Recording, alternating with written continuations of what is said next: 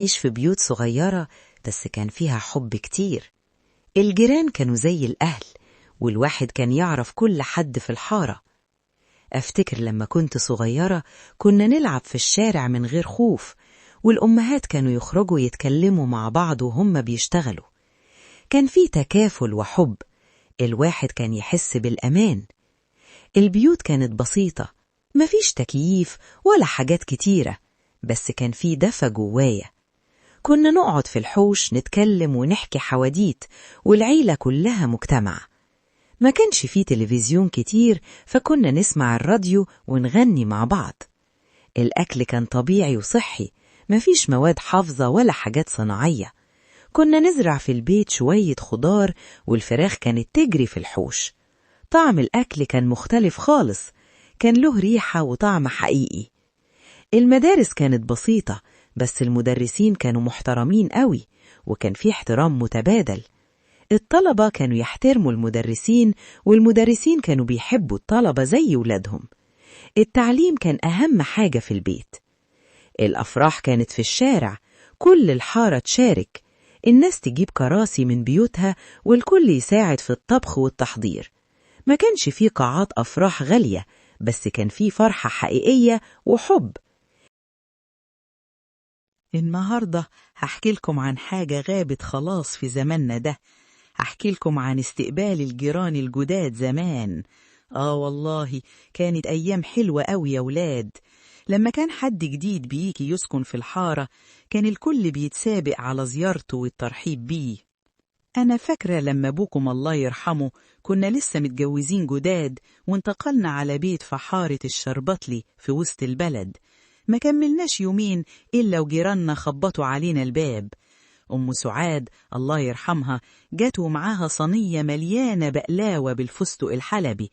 أم محمود جابت طبق محشي ورق عنب وفلفل، كان ريحته تفتح النفس من آخر الحارة. وكمان كانت جارتنا الست زينب جابت لنا صينية كيكة مخبوزة في البيت بالبرتقان. ومش بس كده، دي كانت مكتوب عليها أهلا بالجيران الجداد بالشوكولاتة السايحة. تخيلوا يا ولاد، كانوا بيعملوا كيكة مخصوص عشان يرحبوا بينا. زمان الضيافة كانت واجب مش مجرد مجاملة. كانت الست تفضل طول الليل تحبر وتجهز عشان الصبح تاخد صينية حلو أو طبق أكل للجار الجديد. والست بتشيل الصينية، الرجالة كانت بتشتغل وتجيب فلوس البيت، والستات شغلتها تدبير المصاريف دي طول الشهر. ما كانش فيه كروت بنوك ولا حاجة من اللي بتستخدموها دلوقتي. كان الراجل بيجيب المرتب آخر الشهر، فلوس كاش ورق وفكة، وكنا بنقعد على السفرة مع بعض في أول الشهر نقسم الفلوس ونحدد المصاريف. والتقسيمة كانت معروفة، جزء للأكل والشرب، وجزء لمصاريف المدارس والدروس، وجزء للكهرباء والمية والغاز، وجزء لأي طوارئ. وكنا بنحوش شوية برضو عشان لو حد تعب لا قدر الله، أو عايزين نجيب حاجة للبيت. وكنت بعمل حاجة مهمة أوي يا ولاد، كنت بخبي جزء صغير من الفلوس في علبة الشاي أو في علبة السكر، وكنت بسميها فلوس سودة للأيام السودة. ده كان الاحتياطي بتاعنا، والراجل ما كانش يعرف عنه حاجة طبعا. والتدبير بقى ده فن مش أي حد يعرفه. كنا بنشتري الخضار من السوق مرة واحدة في الأسبوع، يوم الجمعة الصبح. قبل رمضان في التسعينات كان ليه طعم تاني خالص.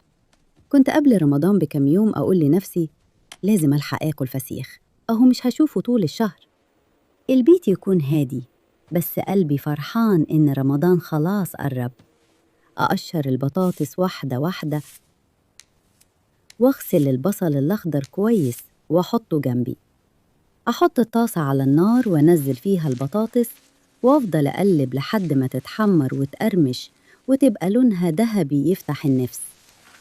أطلع العيش البلدي السخن وأحط الفسيخ في الطبق قدامي وأقعد أجهز اللقمة بهدوء. أحلى حاجة بقى كانت عصرة الليمون على الفسيخ وتفتح النفس على الأكل. أعمل لقمة من العيش البلدي، أحط فيها فسيخ وبصل أخضر وآكل وأنا مبتسمة، وأقول لنفسي كلي يا ولية كلي، دي آخر فسيخة قبل رمضان، نشوفك بعد العيد إن شاء الله. أنا ست كبيرة يا ولاد، عدى عليا رمضانات كتير قوي، بس والله رمضان زمان غير أي رمضان تاني، خصوصا في التسعينات. قبل ما رمضان يجي بشهر كامل كانت البيوت كلها تدخل في حالة طوارئ كده، حالة استعداد مش طبيعية.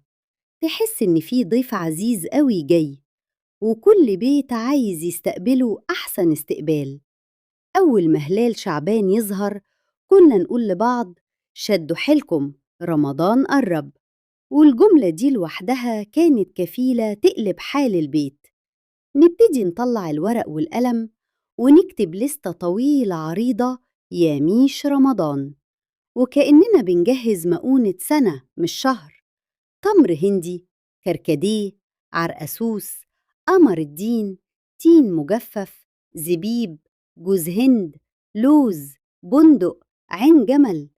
وكل حاجة ليها استخدام وليها ريحة وليها ذكريات.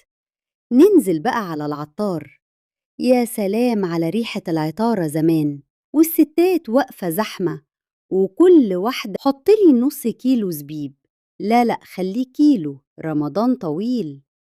ونرجع البيت شايلين الشنط تقيلة، بس قلوبنا خفيفة وفرحانة. أول مهمة كانت تنظيف المطبخ، يتقلب فوق تحت، الضرف تتغسل، الحلل تتلمع، والبوتجاز يبرق، التلاجة تتفضي وتتغسل كأنها جديدة.